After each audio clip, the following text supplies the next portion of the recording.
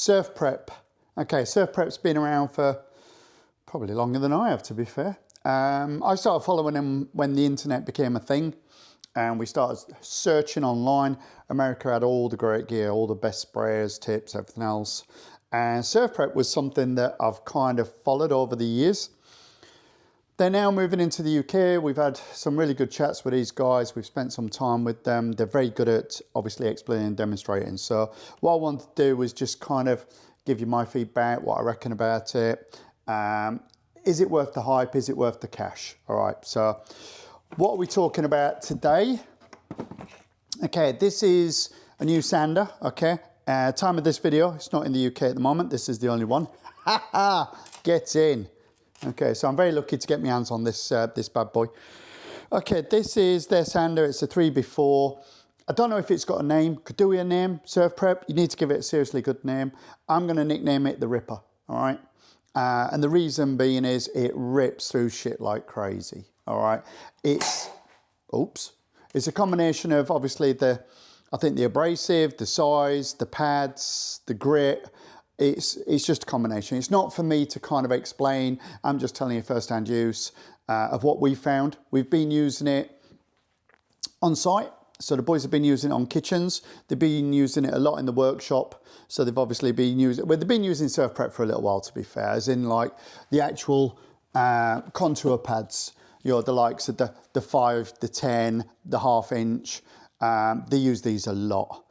They just seem to last ages. They don't throw them away. They use them for all sorts of stuff now. They've been using them a while, like I say, on site and in the workshop. So when we were given opportunity to play with this sander, I gave it to the boys. I've been using it. I've used it on training courses with some students, as you'll see. So the Ripper, okay, just in obviously a box. At the moment, obviously it's coming in on a 110. So this is going to be changed, ready for more so the UK market. It is a small pad, okay? It's a 3x4. You know, it's weird because we're used to using Merkur and Festool. We've used obviously a lot of Merkur over the years. Other stuff like Sear and, oh, flipping heck. Indasa, thank you. I was just thinking, Dave, how you doing? So we've used loads of different stuff and we have our preference, probably like you guys do. So we were like, is a small pad going to actually cut it, pretty much? Yeah, it did. It goes through very quick. And one of the things I have seen online a lot, you catch people sanding and they're sanding two hands, like as if they're putting a lot of pressure. We all know that's not a good move. But I think that's more so to do with the fact that they don't feel like they're getting enough out of the pads. It's a little bit of a beast. We're going to do some video, we're going to turn it on, and we're going to work in conjunction with the SurfPrep inspection light. Obviously interface pads, guys, seriously, if you're not interface pads, pad savers, okay? That's an interface pad, big difference. If you're genuinely interested and you want a little bit more information, we'll do what we can from first-hand use, how we think it works for our business, how it could work for yours. But seriously, if you want to know more about the abrasives and everything else, just go on their website. So obviously we've got the standard foam pads, which I've discussed.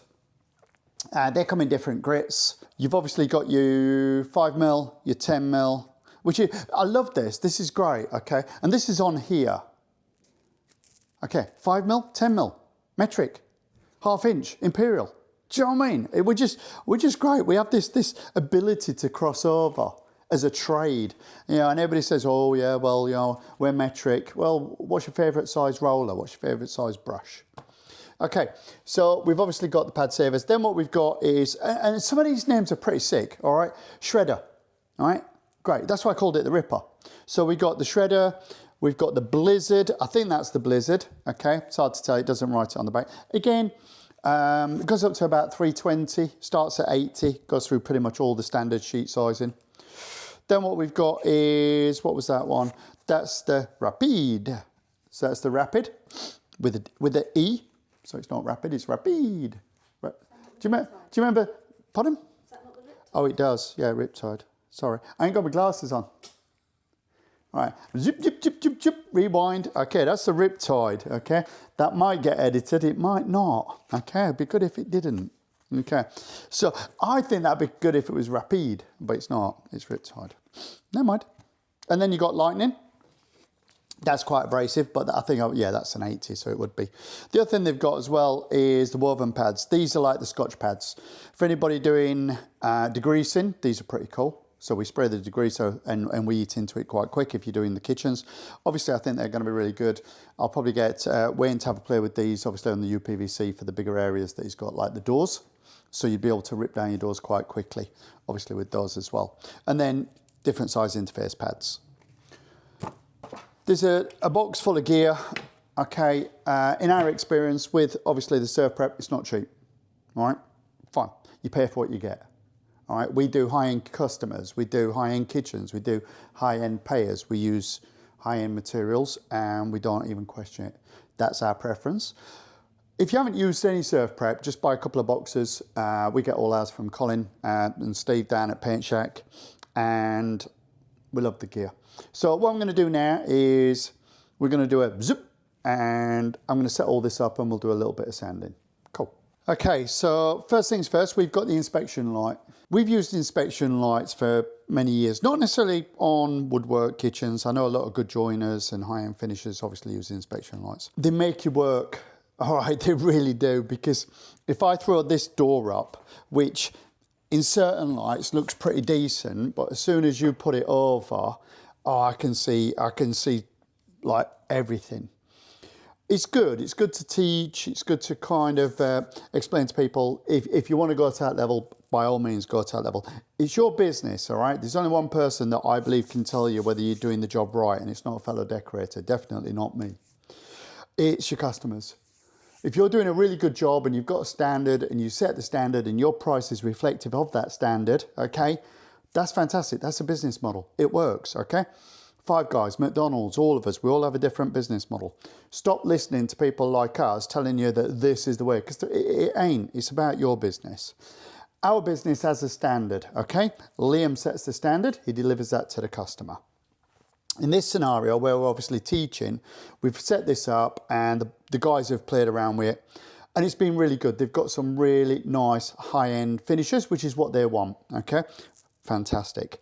So we're going to play with this one in a minute. This is one of the doors. Right, so this door here, okay, was worse. We've already sanded some of this. You can see we've used this a lot on training courses. This is always about causing problems, all right? We're not in the business of trying to show you how lovely it is, and if you spray, it's absolutely fantastic and nothing goes wrong. Shit, man, it goes wrong a lot. So what we do is when we start doing the training is we cause these problems. We cause the rounds, the sags, all of these issues, so that we can actually explain that they're going to happen, why they're going to happen, what can you change to minimize them, because you can't always eradicate them, and how do you resolve them. That's what it's about, okay? It's not about selling shit, all right? It's not. It's about selling what works.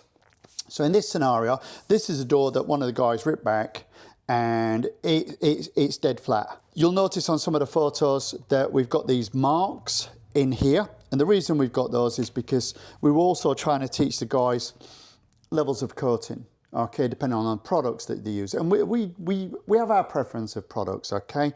This door, okay, was horrendous, all right?